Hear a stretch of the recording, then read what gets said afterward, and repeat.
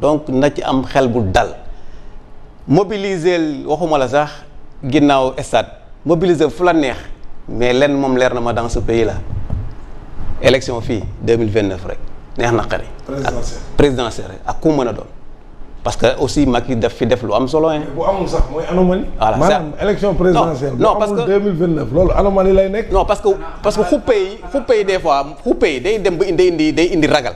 alors que aussi la ñu mën a wax également Macky Sall a beaucoup fait pour que également pour cette stabilité de ce pays là à travers le renforcement li nga xam mooy suñu force de défense également bu ñu ko fàtte également moo tax ma ne on est dans un pays quand même organisé coow li mun naa bëri nii ci politicien rek mais suñ demee ba cappaandaw ko fu dëgg war a wax non ñu fay toog du ñu bëri te fii kenn du wax. mais xam nga li ma gëm Alassane mooy dajale mbooloo xuppul chef de l'état. waaw Amadou Ba dajale na mbooloo am ay sénégalais la duy stade du fii de France nit ñi dañ doon dagg bee yi ci avion yi di ko topp mu duy stade bi ba mu fees Diomaye da koo gagné 54% Diomaye mi ko gagné woon booba dajalewul fenn.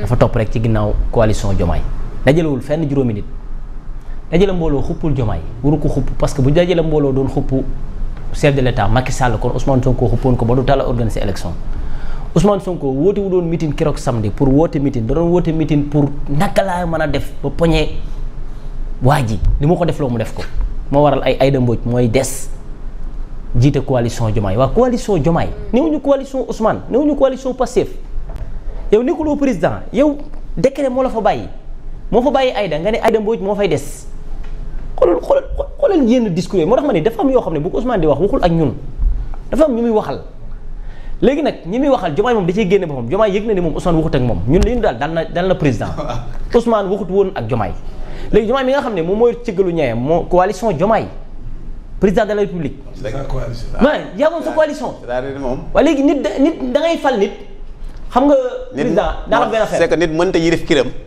ñëw ba sa biir kër di la xool sa jabar noo koy joxee dépense. nit du yilif kilifaam. quand même aussi yabaate mën na weesu loolu xoolal Alassane da nga naan nit du yilif kilifaam. li ngay wax dafa gudd nit du yilif kilifaam. président Diomaye nii wax nga ko sànq xale la mais waajuróom bu góor bi ko jur waajuróom bu jigéen. xalif général yi ñun suñuy waajur moom mooy seen kilifa. réew mi benn bàyyi la am muy moom. waaye léegi lan moo tax benn nit soxi ko ci rek na man maa force man maay doon kilifa gi ay nitam jaar fee naan.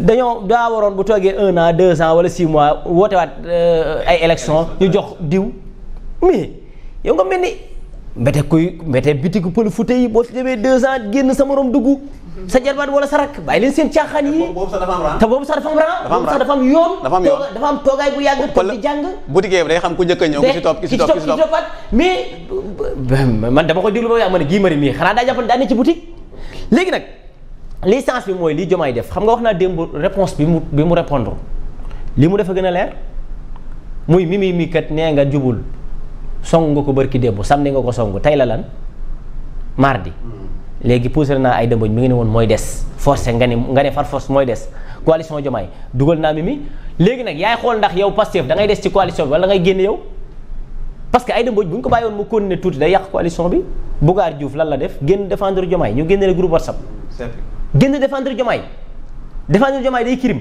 man nag nee woon naa ko ba damaa sob léeg-léeg ma bu ma koy défendre ñaare du ma ko tey ndax dañ xaw a tolloo nee woon naa ko ba parce que Moussa Mbaye da ko défendre dem kaso Bougar Diouf défendre ko Aïda Mbodj génnee ko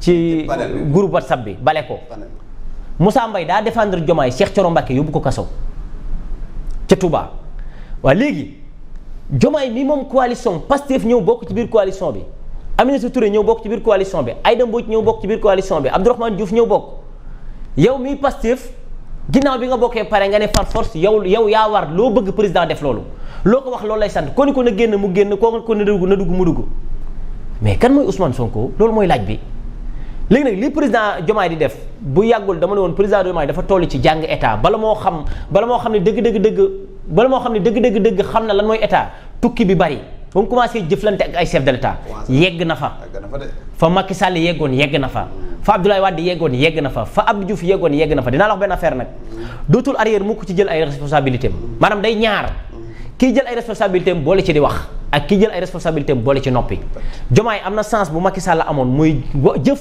te bañ a wax te borom xam-xam bi dañuy avancement loolooy aada ji nee na aaday avancement mooy jëf ju àndut ak wax te Diomaye loo ko mën di waxal wax ji néew na mais benn cat rek la am mooy ki mu dendal ci wetam mënul noppiwul te loolu cat la. c'est un étranger à comprendre. waaw mais je pense que aussi il faut que mu dem au bout de sa logique parce que tey situation bi moom mënul continuer parce que gis nga décret répartition des services de l'État am na service yoo xam ne ci présidence la dépendre am na service yoo xam ne ci primature la kon présidence ak primature foog ñu liggéey bu dëkk bi dox. xam nga yaa ngi koy wax sànq par rapport ak aux eurobonds par rapport ak FMI beeg yooyu. gis nga déclaration Ousmane Sonko rek c'est problématique. day def day président Diomaye ak Ousmane Sonko premier ministre Ousmane Sonko tant que président Diomaye mi ngi nekk président Ousmane Sonko nekk premier ministre am bul xaar dëkk bu dox mënul nekk. waaw loolu laa lay wax. loolu mënul nekk. parce que actuellement pour dëkk bi dox dañuy changer premier ministre bi dëkk bi dox. problème am na tant que mu ngi doon premier ministre dëkk bi mënul dox. problème bu rëy am na. loolu moom mënul nekk bu ko xaar te Aminata Touré aussi Aminata Touré beneen tempérament la moom beneen tempérament la parce que indi nga Aminata Touré mooy indi nga benn gaynde quoi boo xam ne nii xeexkat la. Aminata Touré moom xeexkat la donc ça veut dire que Diomaye actuellement il part à l'offensive moom. te lii tamit day wane ni peut-être Diomaye moo ngi bëgg a gën a leeral boppam pour 2029. c'est ça c'est aussi simple que ça. Diomaye 2029 moo ngi leer te alors que pendant ce temps Ousmane Sonko nee nañ candidature am 2029 boo xoolee problème bi yëpp foofu la. c'est ça moi je pense que c'est parce que lii acte te Sonko wax na ko. acte yi c'est plus politique en fait que parce que boo xoolee l'acte que vient de poser le président pour man c'est un acte politique. Éminemment politique. Mais il y a rien d'état. Oui, c'est ça que je veux dire. Parce que effectivement Ousmane Sonko chef de parti aussi li mu defoon samedi. C'est éminemment politique. Une réponse éminemment politique. ñoom ñaar fi mu ne nii ñoo far mais dañuy politique. waaw parce que mais kii jaar nii kii jaar na. oui mais parce que ça c'est inédit hein. Non parce que aussi. Quel était l'intérêt de la mobilisation du Premier ministre? Pour montrer que le parti m'appartient. Pastef bi tax nga falu man maa ko téye ba léegi. malgré que yow yaay président. mais loolu jumte la ci moom. léegi Diomaye ne ko léegi man coalition bi c'était ça l'objectif d'ailleurs nee na sax président Diomaye na ñëwaat ci parti bi. prochaine rencontre dinañ ko jox kàddu pendant 30 minutes mu waxtaan ak yéen. yooyu yëpp c'est des signaux envoyés à Diomaye. Lamine. xanaa xamoo ne man li ma gëm mooy meeting boobu li ko tax a jóg yëpp. Diomaye la. c'est pas l'opposition de. non c'est Diomaye c'est pas alors bokk na ci li tax ñu bari jàpp ne le discours du PM ce jour-là n'était pas préparé parce que da ngay xool quand il parlait sax da doon jël fii en fait dafa jox fii la quintessence bi nga taxoon moo tax mu woote meeting bi waxu ko man loolu laa jàpp. Lamine xam nga problème bi. je peux me tromper mais loolu laa jàpp. dafa am ñaari parce que musuma gis Ousmane Sonko aussi hésitant devant un public boo xam ne acquis à sa cause. da doon am benn symbiose bu doon am entre moom ak public bi mais boo xoolee juum na lu bari réer na ci feuille yi lu bari. fàtte na parce que ça c'est pas lui. Lamine. moom danaa ñëw taxaw parce que mu bëggoon wax dëgg am na fu mu ko téye. voilà peut-être que voilà demul à 100%. am na yu xew am na ñu ci wax peut-être que voilà ba mu ñëw parce que c'est qu'est-ce qu'il avait dit. mais problème il y a avant le 8. problème am na si réew mi de. avant le 8 bi keroog waxtaan nañ ci fii mais le jour du 8 nag la fa waroon génn moo tax amul après le 8. mais Lamine xam nga man ban gis-gis laa ci am. Alsaan man loolu la. très bien Modou gis-gis bi ma jàpp Lamine dama bëgg a fàttali ñaari mbir président Lamine. man li ma gëm mooy Ousmane discours bi mu préparé woon samedi ak li mu indi c'est pas la même chose. ñoo bokk li ñuy wax benn mais dafa am ñaar yoo xam ne moom da koo fàtte te xam naa yow tamit fàtte nga ko. ñaar mooy président Diomaye Pastef falu ko coalition Diomaye 2024 moo ko fal. il faut loolu leer Pastef dafa ñëw bokk ci coalition bi. benn donc Pastef aussi. d'accord non defal naa. Sonko candidature Sonko lu waroon fal Sonko la ñu jël soppi ko. def ko Diomaye président gars yi non mais attends mais toog ci même loolu sax c'est discutable man keroog théorisé naa fi est-ce que Diomaye n'était pas un candidat par défaut aussi. attends déedéet si c'était un candidat par défaut. non c'était un candidat par défaut. parce que soo xoolee maanaam parrainage des élus bi ñu ko waroon jox mu jàll d'office. Habib Sy lañ ko jox. Habib Sy lañ ko jox. kon du candidat par défaut. deuxième tour la jàll Diomaye. bi mu jàllee nag en tant que secrétaire général du parti mais mënuñu jël. keneen. électorat Pastef di ko sottil ku bokkul Pastef loolu. xel xalaat moo tax waa Pastef. loolu boo ko defee sax tu cours le risque de. c'est Pastef qui est allé chercher Abdourahmane Diouf. Abdourahmane Diouf c'est Pastef qui est allé le chercher pour indi ko ci coalition Diomaye président. waa léegi Omar. coalition Diomaye président ñoom. Omar ma ñëw Omar avant-garde aussi. président Diomaye. coalition Diomaye moo ko fal. parce que parrainage yi premier tour bi jàllul deuxième tour dañu wax ni dañ ko régleel ay parrainage yoo xam ne yenn yi bitim réew la jógee. fekk na boobu moom ñi ci ëpp ci ñi nga xam ne ñoom la àndal ci coalition bi. moom la ñu ciblé pour mu nekk seen candidat pas Habib Sy mu Ousmane joxoñoon benn deuxième bi Lamine ma fàttali la jox Fatima li Ousmane Sonko wax keroog samedi ne prochaine meeting Diomaye mën na ñëw tijji ko ci 30 minutes waxoon na ko ca hall ba Grand Théâtre daaw ba mu fa wootee nee woon na prochaine meeting Diomaye moo koy tijji ren ñu dikkaat ci mu defaat meeting ne waat prochaine meeting mbaa du topp prochaine meeting ba 2029 te du gis Diomaye dina bàyyi ay yitteem dem naan day dem ci meeting Ousmane Sonko boo xam ne dafay taxaw di wax ay waxu. mais vu que ne ci coalition législative yi sax moom Pastef bannière am la demeewul. d'accord waaw coalition législative. moom bosam la demeewul ak waa Diomaye président. léegi nañ nangoo ni Pastef coalition législative yi coalition Pastef moo dem pourquoi duñ ko nangoo ni coalition Diomaye moo dem présidentielle nga bëgg a jël lépp xëpp biir Pastef. coalition Diomaye moo dem présidentielle ci la Abdourahmane Diouf bokk ci la Mimi bokk ci la Aïda Mbodj bokk ci la Ousmane Sonko bokk léegi nag ci biir coalition boobu kenn amul droit naan kii na génn kii na dugg Pastef unique Pastef seul ak coalition am ci biir législatif yi ba mu demee moom gagné ay député am déggoo ci xëccoo déggoo ci coow fuñ leen joxoñ foofu la ñu xool nangul nañ leen ko lu tax duñ nangul waa coalition Diomaye ñoom ñu téye seen nguur xam ne ñoom ñoo indi Diomaye ci bopp nguur gi Ousmane boobu nga taxaw mais waaw aussi tam nañ ko wax nag quand même voilà quand même aussi il ne faut pas oublier ça ce n'était pas seulement coalition Diomaye quand même qui ont porté politiquement Lamine bu amee yenn voix yi tey c'est grâce à Ousmane Sonko aussi parce que Ousmane Sonko moo taxaw ne man maay Diomaye mooy man lànk naa loolu waaw d'accord donc Diomaye aujourd'hui am na benn redevabilité envers Ousmane Sonko c'est Ousmane Sonko moom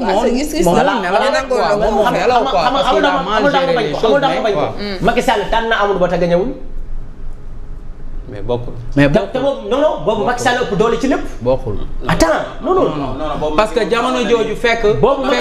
te Macky Sall sax nu mu war a jàppalee Amadou Ba jàppalee wu ko. waxuma jàppale tànn la comprendre nga. waxuma jàpp non tànn na ko mais jàppale wu ko. léegi tànn moo gën a riche tànn moo gën a fort Ousmane Sonko. Ousmane Sonko xaaral Ousmane Sonko. Habib Sy la tànnoon. mais après il a choisi Diomaye. comprendre nga il a choisi. dama ne comprendre nga oui il a choisi. kenn mënul dindi nag l'apport de Sonko. d'accord oui. li may dindi mooy Sonko moo fal Diomaye lay dindi.